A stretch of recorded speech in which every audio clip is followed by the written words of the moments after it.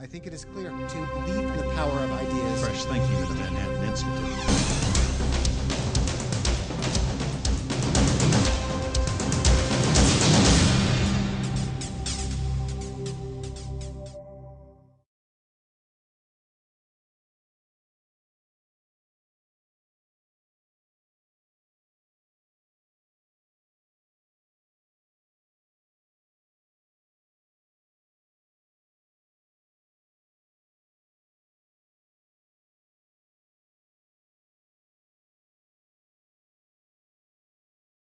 I'm Larry Moan, president of the Manhattan Institute. I want to thank you for joining us today.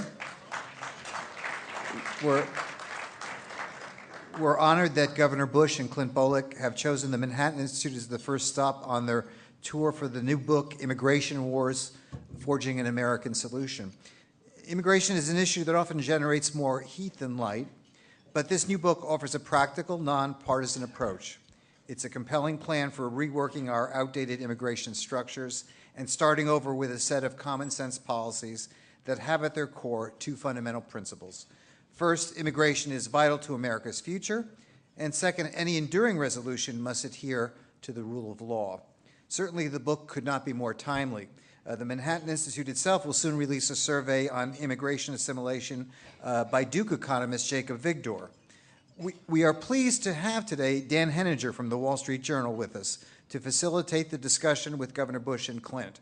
They will talk for about 20 to 25 minutes, and then we'll open it up to Q&A from our audience. As most of you know, Dan is deputy editor of the Wall Street Journal's editorial page.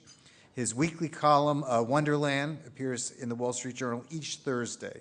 He has won numerous awards for his journalism, including a shared Pulitzer for the Journal's coverage of the September 11th attacks. Please join me in welcoming our guests today, Dan Henninger, Clint Bolick, and Governor Jeb Bush. Thanks, Dan, for coming. Thank you, Larry. Well, I was really glad that Larry and the Manhattan Institute asked me to host this. As any longtime reader of the Wall Street Journal editorial page knows, we have been pushing this issue for a very long time. The editorial page is usually associated with the idea of open borders for immigration. We didn't get too far with that idea, but it's still there. This is the book, Immigration Wars. I read through it over the weekend, and I just want to quickly say it is, in fact, a terrific book. It really is. It looks small, now show but more respect. it looks small, but these two guys have packed a lot of provocative stuff into the book, and we have a lot of ground to cover, so we're just going to go quickly through the introductions. Former Governor Jeb Bush, I think all you folks know who he is. I will simply say that I have, on any number of occasions, heard Governor Bush talk to groups on education and immigration, including in this city, to groups that, shall I say, were bipartisan. And by and large, at the end of it, most people say, gee whiz, he really made a lot of sense. That was good. So that is a rare and, I dare say, intriguing political skill. Clint Bolick is the Vice President for Litigation at the Goldwater Institute in Phoenix, and he is a research fellow as well at the Hoover Institution. And I don't know whether Clint will appreciate being dated like this, but Clint Bolick and the Wall Street Journal editorial page go way back. And I can remember both writing and editing editorials on Clint filing lawsuits on behalf of jitney owners, minority jitney owners in the city of Houston back in the late 80s. So Clint has been in this game for a long time. The book makes 6 points, and they want to go through them. I am going to quickly summarize them so we all know where we're going with this. The 6 points that Immigration Wars makes is this. They propose stem-to-stern immigration reform. 2, a demand-driven immigration system. 3, an increased role for the states. 4, we must find a way to deal with the current illegal immigrants. 5th, obviously, border security. And finally, the issue of civics and the nation's founding values, which raises the question of assimilation. I thought I would start by asking Governor Bush to take up the first point, which has as its basic assumption a very provocative idea, which is that the current immigration law, just running at this law is going to make it impossible to reform it because it is just by now too big and too complex. You guys are talking about something much more fundamental. Well, thank you, Larry, and the Manhattan Institute. Thanks for allowing us to come. Can I say why we wrote the book together first? Go right Because it's ahead. an interesting story of the emotions at the time. I was out raising money for an effort that Clint was part of to help support constitutional amendments or ballot initiatives that were trying to be overturned by labor union groups that would allow for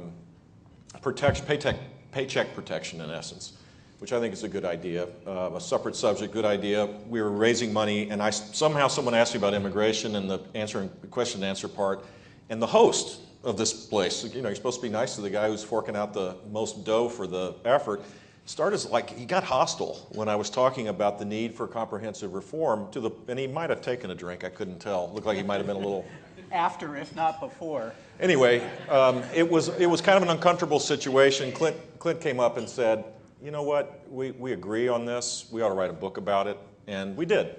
And it was written during the election, but as we were writing it, it was clear that what we were advocating, I'd only wished that maybe we could have been advocating this a year before rather than to be published on March 1st or March 3rd. So that's how it started. What we're proposing is, like a lot of things in policy world where there hasn't been systemic change, we need to have a thorough, complete review of the immigration laws from stem to stern. Today we tell the conservatives that are opposed to any kind of review of immigration laws, say, well, just let people go back home and get in the back of the line. Well, my friends, there is no line, because we've allowed this system to exist where everybody that could come, that would want to come, that could add value to our country, that would embrace American values, that could be great successes, can't get in because we've crowded that out with family petitioning for families that now comprise, 85% of all legal immigrants come from people in this notion of extended family that has created chain migration that basically makes all the other strategies impossible to do over the long haul. So we do start with the premise that it needs to be completely done from stem to stern. I'll give you one small example of that. In 1986, we had immigration, now called amnesty, the Simpson-Mazzoli law, the President Reagan signed into law.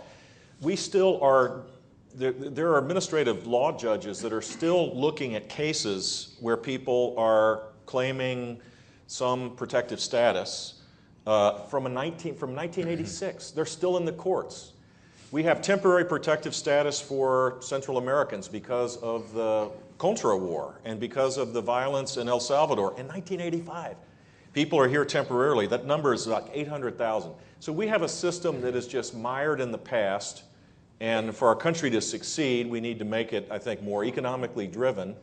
And it would be the one thing that we have that no other country has, which is why I admire the editorial board of the Wall Street Journal. Stick with it, because our secret weapon is this ability to embrace a set of values and then allow people, irrespective of where they come from or whether they have a vowel at the end of their name or the color of their skin, all that stuff that is so definitional in other countries. In our country, it isn't.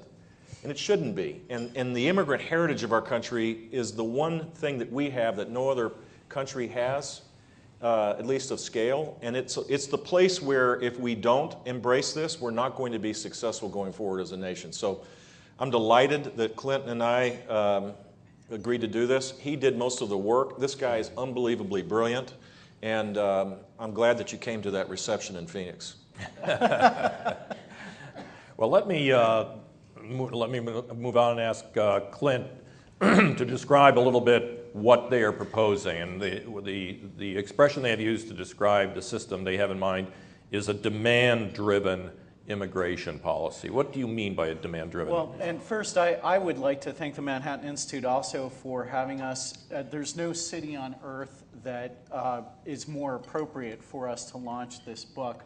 This city... Maybe Miami.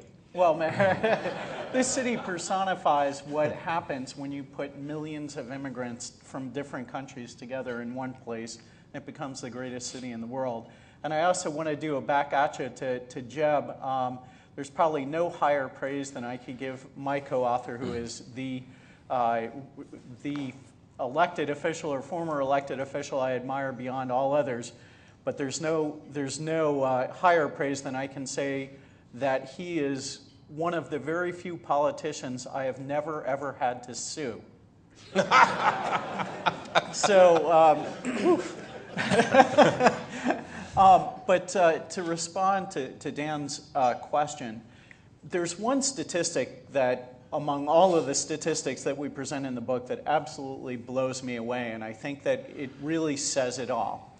In 1970, 70% of our immigrants came for work or skills purposes. Today, that number is 13%. There is no other nation on earth with so few work-based immigrants as a percentage of the people who are coming into their country. Canada has 1/10 of our population and gives more work visas every year than the United States does. There are two things in particular that make immigration reform, comprehensive immigration reform, utterly vital. One is the demographic cliff, the fact that increasing numbers of retirees are depending on fewer and fewer workers, and our population is no longer at replenishment level, it is below that. The other is that for the first time in history, other countries are figuring it out and competing for immigrants. In fact, given our immigration system and how complex it is, as Jeb just described, there are people who are saying, I'm not even going to try to go to the United States. There are other countries like Chile, which now has an area called Silicon Valley, because it is so open to entrepreneurs. So basically, in a nutshell, our demand-driven immigration policy would limit the number of family preferences. Right now, 2/3 of American immigrants come in with family preferences. We would limit the family preferences to nuclear family members, that is, spouses and minor children. And then we would dramatically increase the number of immigrants who can come in, both for high-skilled work opportunities and for low-skilled work opportunities. And for those who say that we need to secure the border first before we do anything else, that's a little bit like saying, you know, we're not going to treat the cancer until we get rid of the symptoms. There is no way to stop illegal immigration until we have a legal immigration system that functions. And when we say market-driven, what we want to see is a system where immigration ebbs and flows with economic needs, in which government intervention is as light as possible, and in which the numbers adjust automatically so that we don't have to go back to Congress every few years to change it. Because when we try to do that, we see what happened with the H-1B visas a few years ago. The numbers, and this is for high-skilled immigrants, the numbers dramatically increased, but they were limited. They expired, and we were at a time in our political lives where nothing was going to pass in Congress by way of immigration. So the numbers of H-1B visas plummeted at the very same time as we desperately needed lots of high-skilled immigrants. So what's happened? Those jobs are leaving the country. Just a last point on this. There is nothing more American, of course, than apple pie. Pretty soon that apple pie will have a label on it called Made in China. Half of our apples today are imported from China. Why? Because we don't have enough workers in our farms to grow those apples, and we're losing those jobs. Governor, a point that is made over and over again in this debate is that whatever immigration law we have to have one that respects the rule of law and the Constitution. And you have a chapter in there talking about enforcement, and which is generally thought to be a role for the federal government. But you're suggesting that this is a big job in which the states should have be given a significant role to carry out whichever law gets enacted. So the rule of law is something that is critical, or people won't embrace, as I said, the one thing that separates us from the rest of the world is this positive immigrant experience that has allowed us to be the greatest country on the face of the earth. Not the only reason, but certainly one of them. And when people don't believe that the rule of law applies as it relates to enforcement of immigration laws, then they become very reactive to anybody that suggests that we need to reform the system. And I appreciate that. So what we've proposed as it relates to this concept, two things. One is going to be controversial perhaps, and that is a path to legalization instead of a path to citizenship for those that came illegally, and we can talk about that. And the other is to expand the reach of law enforcement through state and local government. Well-trained local law enforcement should be the eyes and ears of the enforcement of the rule of law. So I'll give you an example of how that was. Florida was the first state to reach a cooperative agreement with the federal government. I tried to do it in the last 2 years of the Clinton administration and was rejected by Florida's own Janet Reno when she was Attorney General. We wanted to create an agreement where we could, with their supervision, train local and state law enforcement to deal with the fact that we had one border control agent from West Palm Beach to Jacksonville. It's a long stretch. And this was focused not just on migrants coming, people coming illegally, but also drugs.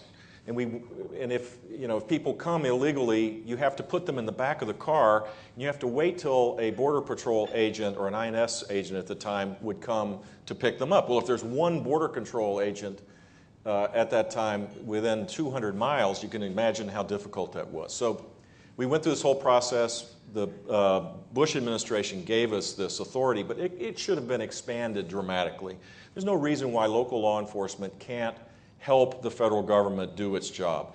People, whether you propose as we do, which is maintain the border control enforcement as a matter of national security and as a matter of respect for the rule of law, but go to the reforms so that you can create a greater incentives for legal immigration than illegal immigration. We have to get this right over the long haul. One of the things that people don't realize, for example, is that 40% of people that have come here in an unauthorized way come legally with a visa that allows them to come, but they overstay their welcome. 40%. And yet this whole focus is on the border between Mexico and the United States.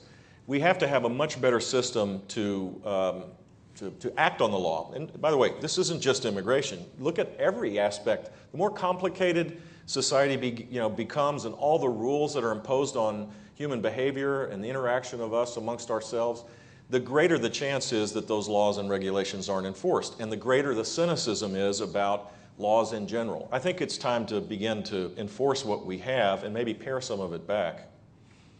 Perhaps the biggest issue at the center of this debate is the question of citizenship. And I think this is one of the most intriguing and provocative aspects of the book that Clint and Governor Bush have written. And I'd like to ask maybe both of you talk about the issue of a path to citizenship or perhaps a path to something else alongside. I've been talking about this all morning, so it's your turn. Well, this is a difficult issue. There are about 11 million illegal immigrants in the United States right now, many of whom, by the way, came legally, as Jeb mentioned, and overstayed their visas. And there are millions of people who would have loved to have come to the United States. In fact, that is manifested by the so-called diversity lottery that's done every year, and which is the only path to immigration other than family or work. And there's 250 applicants for every single one of those slots every year. So we see a tremendous pent-up demand here. It's literally a lottery. Yes, it literally is a lottery. Great policy. Yeah, exactly. Exactly. And so these are people who are trying every year to get into the United States, and they didn't break the law. They didn't violate our border. They didn't come in illegally. Is it fair to them to leapfrog people over them who came illegally and to enjoy the full benefits of citizenship? So first and foremost, it's a fairness issue. Second of all, it is a rule of law issue, and it's a very important one. We experimented with amnesty in 1986, and the idea was if we secure the border and we give citizenship to people who are here, we're going to solve our problem. Well, since then, 11 million illegal immigrants in the United States. I think it is absolutely imperative that we send a very strong message, and that is, do not come illegally into this country. At the same time, we need to make it possible to come legally into this country. And that is why, just to get back again to the very point that Jeff made in the beginning, that is why we can't fix this an issue at a time. We've got to address it in a comprehensive way, but vital to the preservation of immigration, which is so important in this country, is adherence to the rule of law. When you break the law in a significant way, there must be consequences. Jeb, maybe you could talk about something you mentioned just a moment ago in your remarks, the idea of permanent legal resident status, which is not the same thing as citizenship. No, it isn't. In fact, that's what we're advocating, that people come out from the shadows, they pay some fine or community service, they don't break the law, and they're allowed to stay here like a green card holder would stay. Maybe it would be a different color. The green card is a different color now too. But it would be, they would have the rights that are bestowed to someone who's here legally.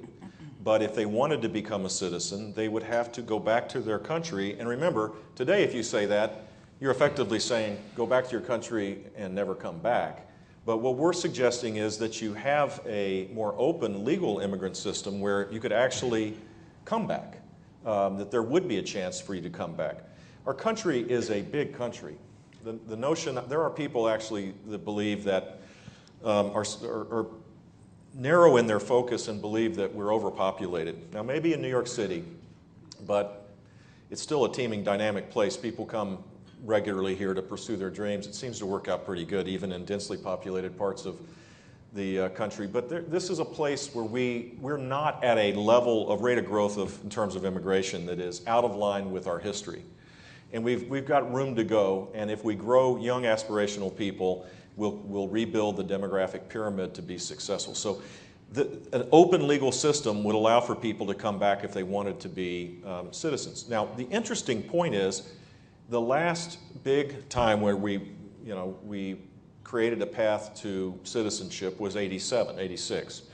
And half the people that could have, without any period, any time, basically it took 2 years, they had to fill out a form and do a certain, there was a background check, I believe. But other than that, there was no penalties, just basically fill out the form. Half the people didn't want to become citizens, did not apply. I know we think we're the greatest in the world, and I happen to think we're the greatest country in the world, but a lot of people come here for different reasons. So the idea that you're like taking something away from someone who deserves something different isn't necessarily the case. My guess is being out from the shadows, being treated with dignity and respect, allowed to pursue their dreams as they see fit would be of huge value. And I think also in this tension that exists to embrace our immigrant heritage and support the rule of law finds the right middle ground. And Clint, what would you do about the children of the immigrants who are here now? Yes, and that's yet another part of the overall puzzle. We think that children who were brought here illegally by their parents have committed no crime at all. And for those who graduate from high school or who join the military, we believe that they should be placed assuming that they would like to do so, on a path to citizenship immediately. These are primarily kids who have known no other country than the United States. It would be horrific to require them to return to a country where they may not even speak the language fluently anymore. So long as they have not committed any crimes, so long as they have earned a high school degree or the equivalent, or joined our military, as so many of them do, we believe that they should be welcomed into the American family. What we shouldn't have is the current status where the president has offered a false hope, in the sense that he's, a two-year process. Basically, fill out the forms. You'll get a 2-year exemption if you come forward from deportation. That's not an answer to this. That's just another proverbial can being kicked down the proverbial road.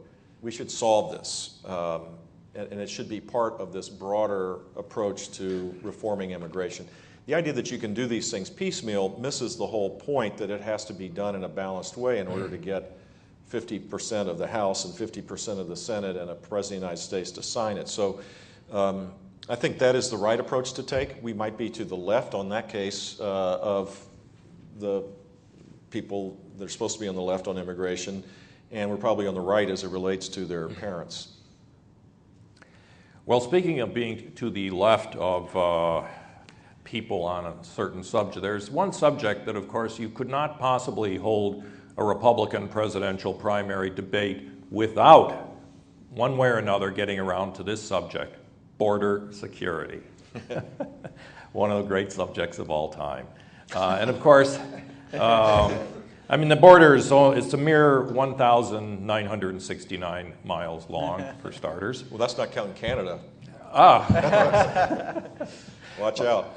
Well, I once calculated that if you go onto Google Maps and put in Chicago and then put in Tucson and driving directions, it's actually 1,700 miles. And so you're talking about, say, securing a border from Tucson to Chicago and guaranteeing that nobody ever will be able to sneak through something that travels across that much land. But the governor and Jeb have thought about border security, and that is an interesting part of the book. It's a critical part of the book, and it's also important to realize that we've made pretty good strides. I mean, if you think about where we were 8 years ago compared to where we are now, you have 20,000 Border Patrol agents. So I guess Florida's probably gotten a little more than one between West Palm and Jacksonville now. I haven't checked, but I'm hopeful that that's the case. Not every one of them is on the southern border. We have biometric technology now that is incredibly helpful, that relates to people. Any person coming on a tourist visa or a visa now has to, we have biometric identification, which is helpful for us to be able to track folks that may wear out their welcome. We have so more manpower, more technology. The Pew Research Institute's the only group that I'm aware of that tries to, at least, it's a hard thing to do, but measure the net inflow or outflow of illegal immigrants into the country. And for the last 2 or 3 years, they've said it's basically a wash, that we've had, on a net basis, no increase in the number of people coming. Now, if you read the New York Times article, I think it was yesterday, sorry to bring up Brand X, but they had a pretty interesting in-depth article on this subject. And in each part of the country, given different circumstances, you have flows of people because of the lack of vigilance. But overall, our situation is dramatically better. The way to make it even better is to have a legal option so that it's easier to come legally than illegally. Secondly, to have sanctions for employers that knowingly hire illegals at lower wages and difficult working conditions and all the things, the worst case scenarios we hear. That does happen sometimes, and E-Verify can be, as it gets better, could be used, I think, as an effective tool for employer sanctions.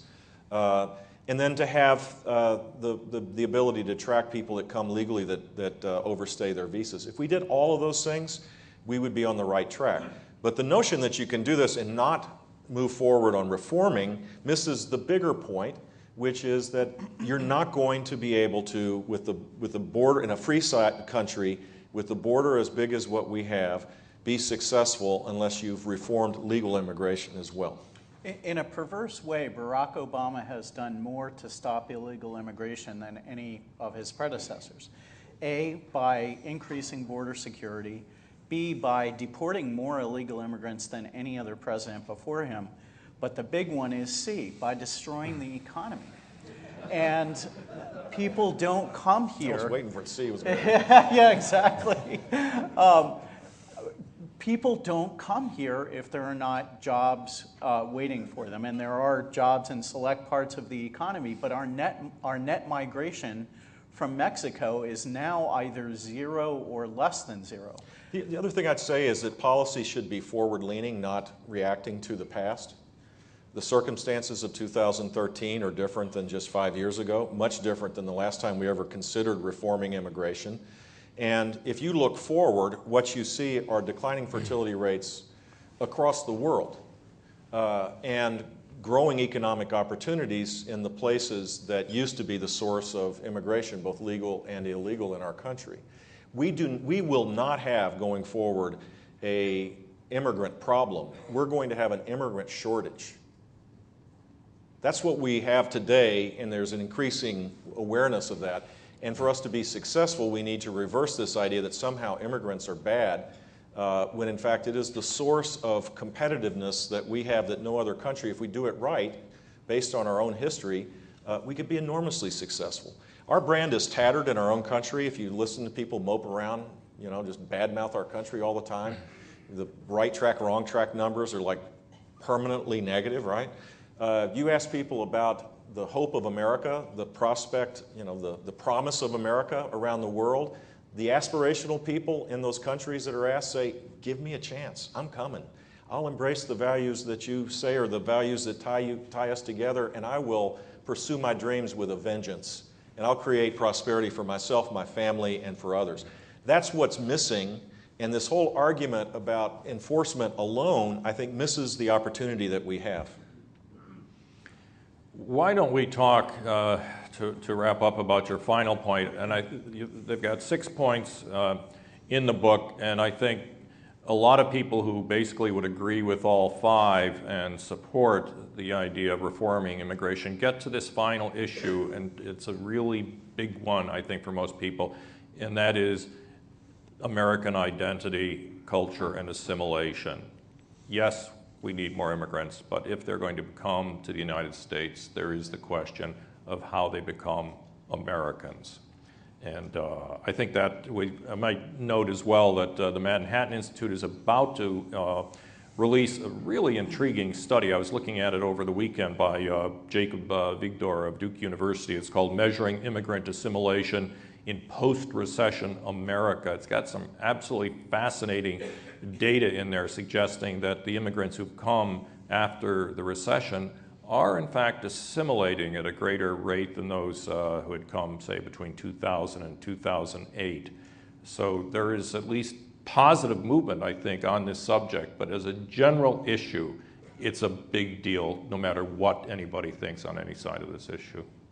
Yeah, and it fits into the argument that we're having as a nation, or the conversation that's what we call it now, about multiculturalism versus, a set of ideals that we all can embrace. And I think it's important. Europe, for example, struggles with this notion of the immigrant experience being something that leads to assimilation. You have pockets of isolation in Europe. They have significant immigration, but if you're in Germany or France, people struggle with, or Italy for sure, or Spain, there isn't as much assimilation, and the immigrant community feel isolated and marginalized. We have not had that problem historically, but if we embrace the multicultural, framework, we could begin to have that exact same problem here, that it doesn't matter. Everybody's cultures, no one's better than the other. With this kind of this relative notion is quite dangerous, I think, and it would play out negatively as it relates to immigration. So the idea of not just immigrants, but I would say native-born Americans embracing civics again, and civic education, and a sense of history, and a sense of who we are. What are the values that tie us together is critical. It's critical for us to be successful as a nation well beyond immigration, but certainly our immigrant heritage has been based on this notion. And groups that, Robert Putnam has written a lot about this, about the history of immigration, how one generation after another has come, and there have been all sorts of charitable organizations, church groups, synagogues, people that have, they've been absorbed into civil society and have learned these shared values. Today the question is, do we have those institutions available to be able to have that same powerful transference of what shared values are? And that's the biggest concern I have. And so we do propose re-engaging through civil society with civic education, but I would argue not just for immigrants, but for everybody. What do you think, Clint? I think that's a splendid idea. Okay. Well, I think we'll throw the floor open to questions now, and I'm sure we have, well, it looks like we do have quite a few questions. And we have some microphones wandering around here. Herb London up front. Can we get a microphone up?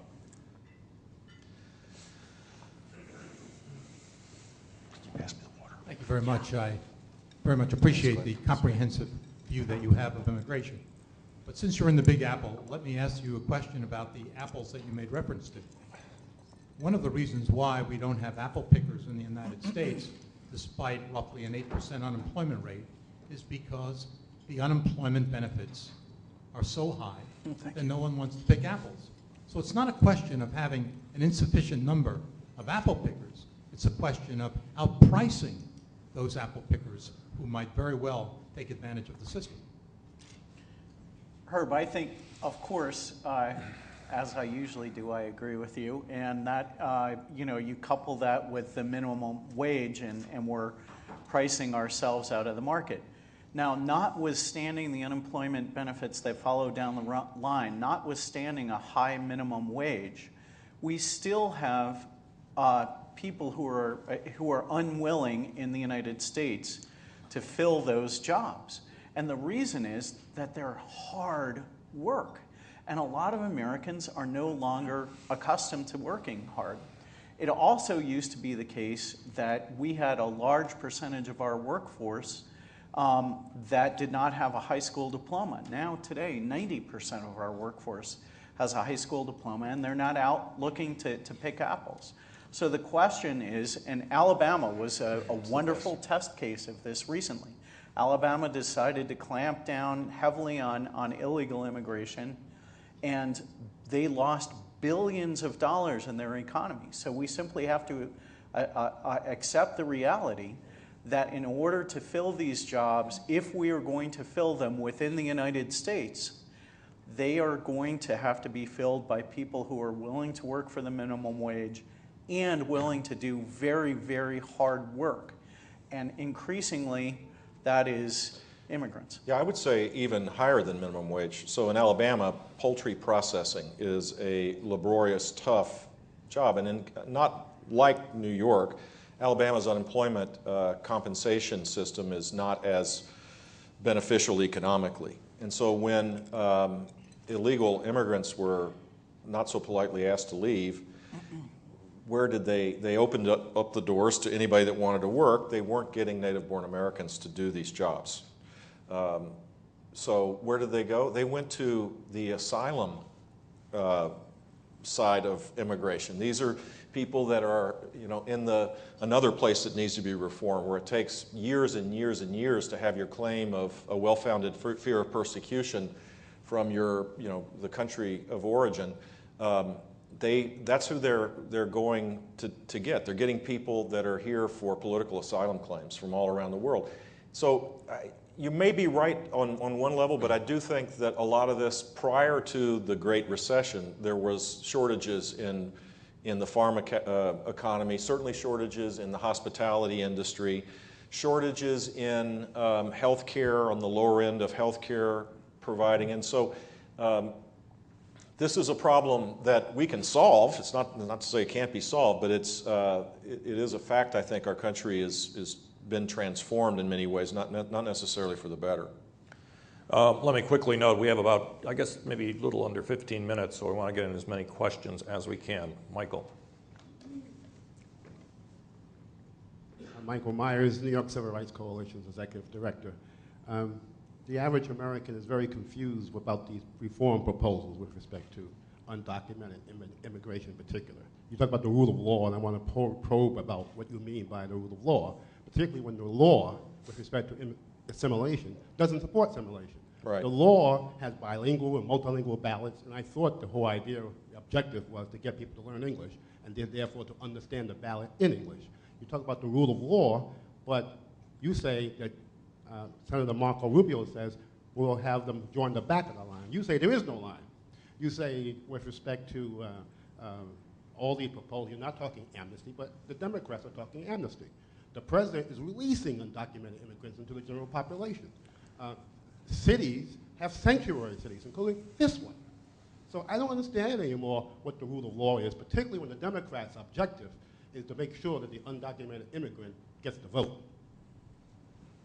Okay, don't know what the question is, but I got the point. I would say that immigration, you're absolutely right, immigration has become, unfortunately, in the last 2 or 3 election cycles, a purely political issue. On the one hand, Republicans use it as a means to show their conservative bona fides by being against comprehensive reform, and they win primaries. And on the other hand, Democrats would love to have this issue just remain in perpetuity, never solved, because they think they can win, they use it as a wedge issue to win general elections. This is why I think you can explain why the president, with 60 Democratic senators and a majority in the House, did not even propose, broke his campaign promise and didn't even propose comprehensive reform of any kind when he had a chance in his first 2 years of his presidency. We're suggesting that this is, I'm at least, Clint's what are you, a libertarian or something? Something like that, yeah. Clint's non-party affiliated. I'm still a Republican and a proud one. I think this is the path for Republicans to get back on track politically as well, to advocate comprehensive reform in a meaningful way. And the fact that the rule of law and the broader interpretation has eroded doesn't mean that we should not have policies that adhere to it. I mean, because other people are bad behaving does not mean that I'm going to behave poorly. It's just, I think the idea that everybody else is doing it, that's what my kids say, man. I mean, we got to start advocating a little more righteous policy. Perhaps it's provocative, perhaps it's controversial, but more importantly, it's grounded in principle, and we need to persuade people, whether it's our set of views or someone else's set of views. American politics works when people have bigger ideas and steal other people's ideas. I always stole the Manhattan Institute ideas when I was governor to persuade people it's the right way to go. Yes, sir, back there in the center. Thank you. Recently, Nobel laureate Gary Becker co-wrote an op-ed in the Wall Street Journal calling for another approach he described as market-based, as you know, selling citizenship rights, if you will, at $50,000 a pop. What are your views on the economics and ethics of that proposal? And if positive, could it be supplemental to your own proposals? You know, that is something that we did not explore in the book, and I think our instincts would be positive, but as a supplement to the overall system, because some of the greatest immigrants in our history could never have ponied up $500, let alone $50,000. And there is somewhat of a system, as Gary describes, for entrepreneurs who are willing to invest in the United States and bring a certain amount of capital. And those are the only quotas that are not filled in our immigration system right now.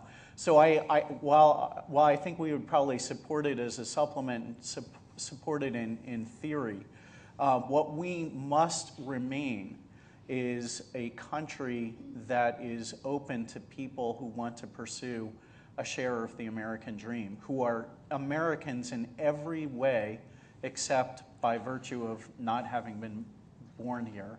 And so that would go far beyond what Gary advocated. I'd say an add-on to that idea, which I in principle think is very intriguing, and it should, Clint said it perfectly, that it would be supplemental to the broader reforms, would be the red card plan. I don't know if you know Helen Kriebel from Denver, Colorado.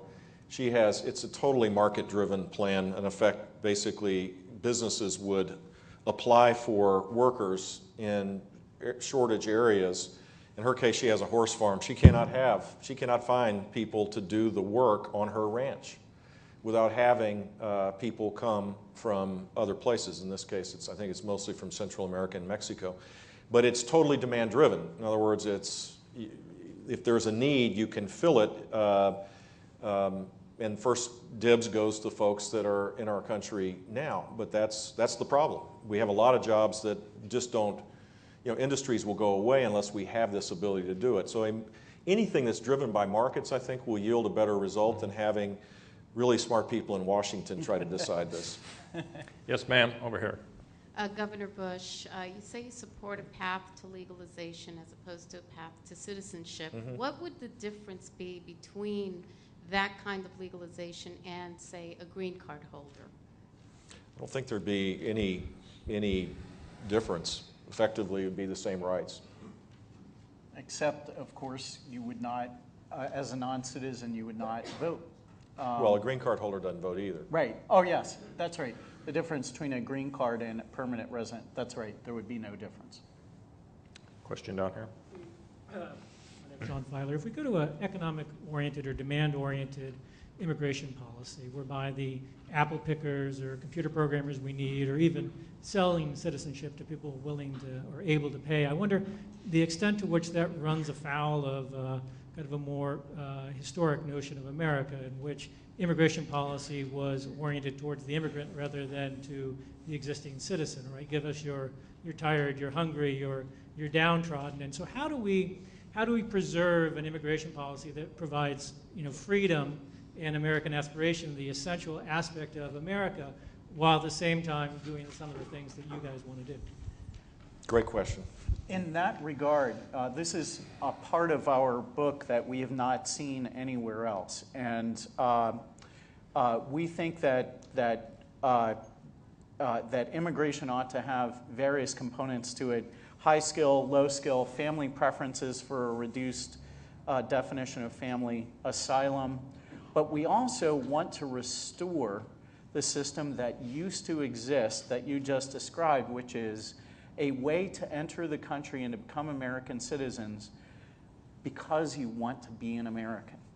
The old Ellis Island model. And because there is no such process for that right now except the diversity lottery system, that puts a great deal of pressure for people who can't fit into the work visa category and don't have family members in the United States. That's why we say there is no line. There's a backlog, but there is no line to get into the United States. And that, we think, reintroducing the system that allows people who just want to become Americans an outlet to come into the country would be a very positive way. Now, American immigration policy for well over 100 years has had restriction on becoming a ward of the state. So even within this category, we don't want people who are going to become to go on welfare right away, and our welfare is limited. There are durational requirements to be entitled to those programs. But for people who aspire to become Americans, we've got to take the red light off and replace it with a system that allows them to come in. I'd add one other thing, which is the 21st century is dramatically, I'd say radically different than the 20th or 19th in terms of America's position in the world.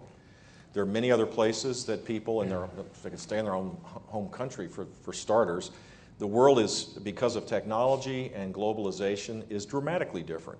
And for us to be successful, we need to embrace the one thing without abandoning the very noble description of what you said about immigration.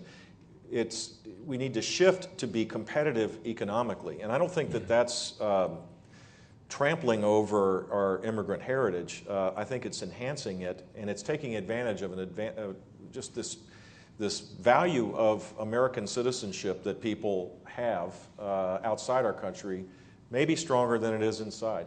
A very quick point on that. Every year, thousands of Chinese students graduate from our finest universities and return to China, in many instances because they're not allowed to remain in the United States. That is competitive suicide, not what we ought to be doing. We have pretty much come to the end of the time that we have for this afternoon. I just would like to end, if I can, on a personal note. Those of us who are one way or another engaged in public policy, either writing editorials about it, the Manhattan Institute and all of the good work it does, as a public figure like Governor Bush, Clint Bolick trying to litigate issues like this. It is generally a long, hard slog, for sure. You grind down these issues endlessly, as we all know. But the rare thing, I think, is to actually make a positive, forward-moving contribution to one of these subjects. And I would just like to say, I think that's what we have heard here this afternoon. This has been terrific. Governor Bush, Clint Bolick, thank you very much. Yeah, that was great. Thanks. Well done. I think it is clear how fortunate we are to believe in the power of ideas. Supply the common sense and the fresh thinking of the Manhattan Institute.